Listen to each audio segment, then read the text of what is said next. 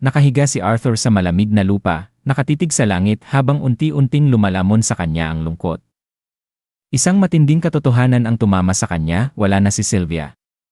Ang babaeng kumupop sa kanya, nagturo sa kanya, at itinuring siyang parang sariling anak ay tuluyan ng naglaho. Hindi na niya siya muling makikita. Ang kirot sa dibdib niya ay parang talim na bumabaon ng paulit-ulit, at sa kanyang isipan, bumalik ang lahat ng alaala nila ni Sylvia.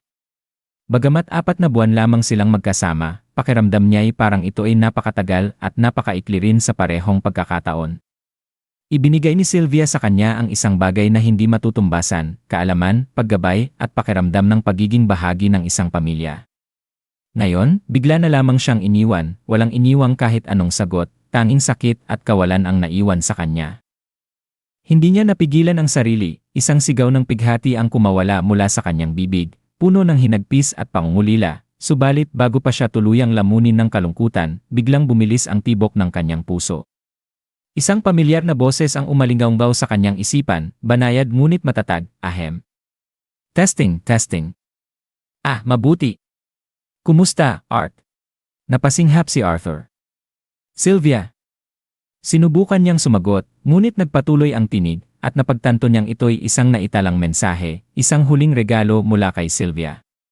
Tahimik siyang nakinig, pansamantalang nakalimutan ang lungkot na bumabalot sa kanya. Ipinaliwanag ni Sylvia na kung naririnig niya ito, nangangahulugan itong naipakita na niya kay Arthur ang tunay niyang pagkatao.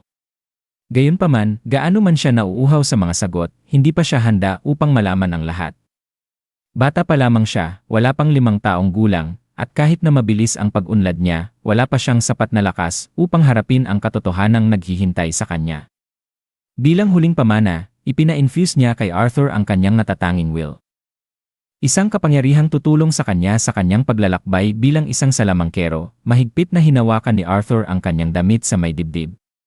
Masakit. Sino ba ang humingi ng regalong ito? Bulong niya sa sarili.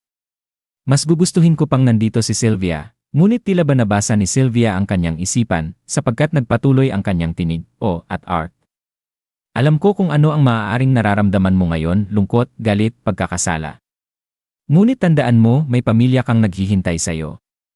May layunin ka sa buhay na ito, napatingin si Arthur sa itlog na iniwan ni Sylvia sa kanya, ang huling bakas ng kanyang pagkatao. Pinayuhan siya ni Sylvia na pahalagahan ang kanyang pagkabata.